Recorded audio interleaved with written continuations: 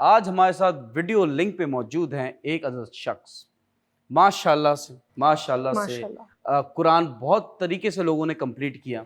کسی نے اسکیچنگ کی، کسی نے دھاگوں سے سی کے کیا، بٹ دس از ڈفرنٹ.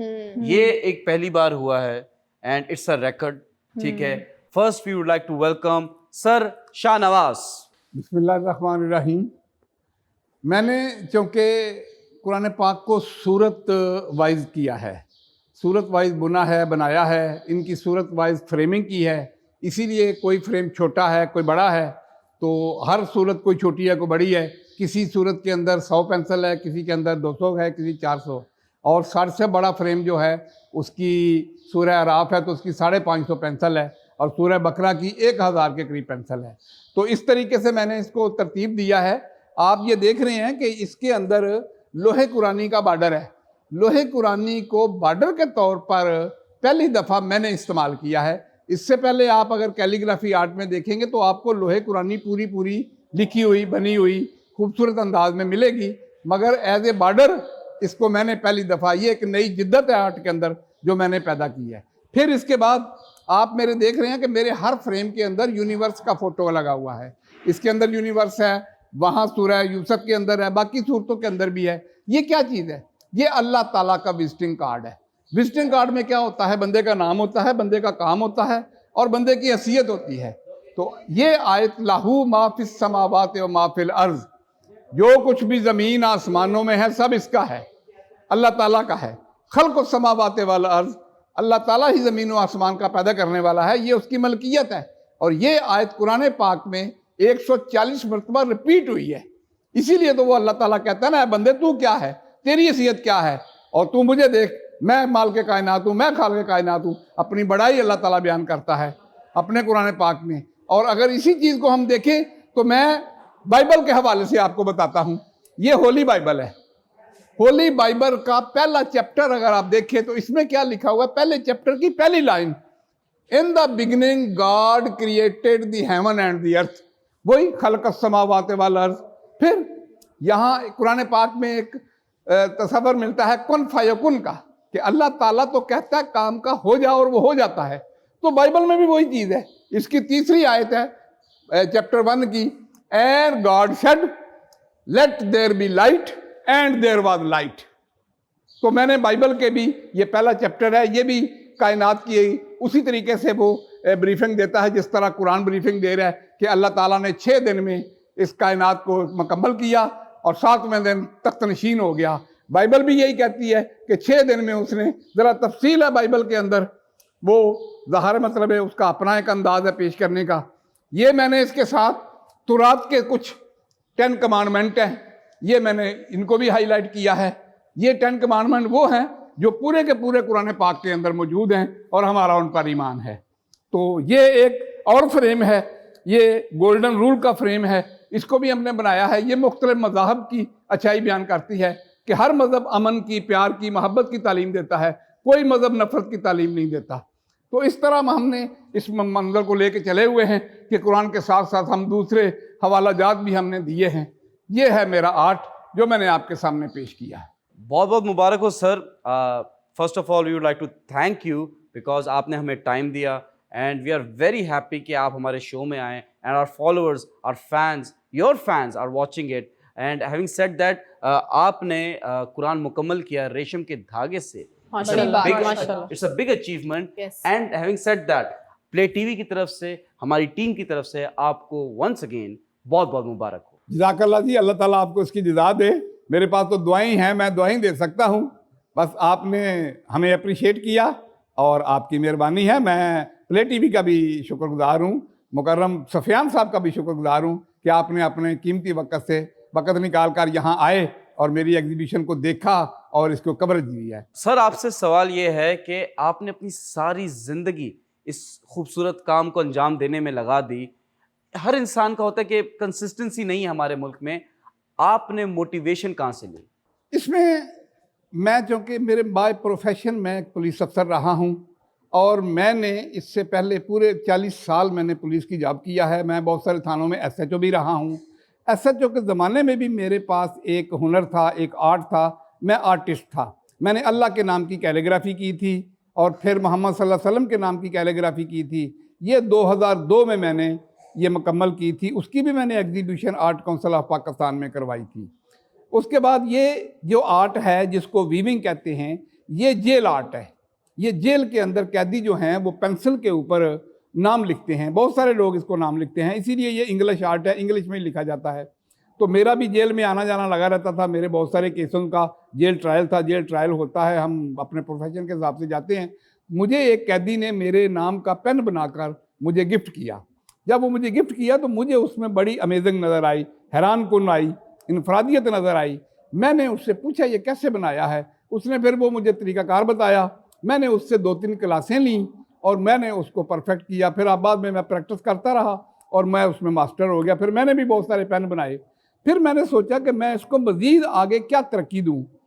تو میں نے پھر اس کو پہلے اردو لکھی، اردو صاف لکھی گئی. پھر میں نے عربی لکھنی شروع کی. پھر جب عربی میں نے لکھنی شروع کر دی تو پھر میں نے سب سے پہلے 2010 کے اندر میں نے سورۃ فاتحہ لکھی. سورۃ فاتحہ کی 8 پینسلیں تھیں، وہ مجھے کچھ 4-5 دن لگے، میں نے اس کو لکھی. پھر سلسلہ شروع ہو گیا اور میں نے پھر تہیہ کر لیا کہ میں یہ ادھر سے میری ریٹائرمنٹ بھی ہو گئی تھی، سروس سے بھی میں فارغ ہو گیا تھا، میرے پاس ٹائم ہی ٹائم تھا. میں نے اپنے آپ کو وقف کر دیا اس کام کے لیے. ایک جنون تھا، ایک جذبہ تھا، ایک شوق تھا. اس نے مجھے آج یہ صلہ ہے کہ میں 10 سال کی مسلسل محنت سے میں نے آج قرآن پاک کو بن کے دنیا کے سامنے لے آیا ہوں. یہ دنیا کا پہلا بنا ہوا قرآن پاک ہے. ماشاءاللہ ماشاءاللہ سر، کیا بات ہے، کیا بات ہے، ماشاءاللہ. اچھا، میں بھی یہاں پہ آپ سے ایک سوال کرنا چاہوں گی. آپ مجھے بتائیں کہ سوسائٹی میں اس آرٹ کو کس نظر سے دیکھا جاتا ہے؟ میں اس پہ آپ کی رائے جاننا چاہوں گی. دیکھیں جی، میں نے جس دن اس کی ایگزیبیشن ہوئی تھی میں نے اس دن بھی یہ کہہ دیا تھا کہ اپنے منہ میاں مٹھو بننا کیا معنی رکھتا ہے. میں نے جو کام کرنا تھا میں نے کر دیا ہے. یہ آپ کے سامنے ہے، آپ اس میں اپنی رائے دیں.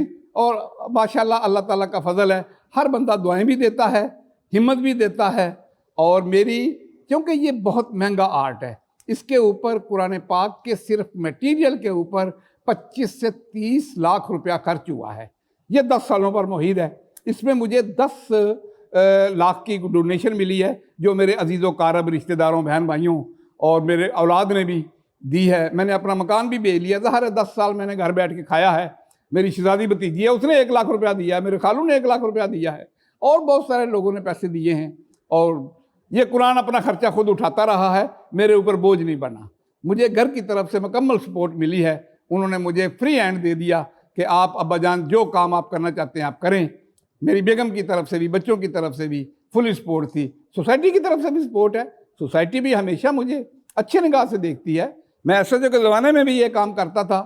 میری وہ پورٹریٹ جو ہے اللہ کے نام کی، وہ کراچی ایئرپورٹ کے اوپر بھی لگی ہوئی ہے، ڈومیسٹک کے اوپر ایک جمبو سائز کا اللہ لکھا ہوا ہے. وہ بھی قرآنی آیات کے حوالے سے میں نے بنایا ہے.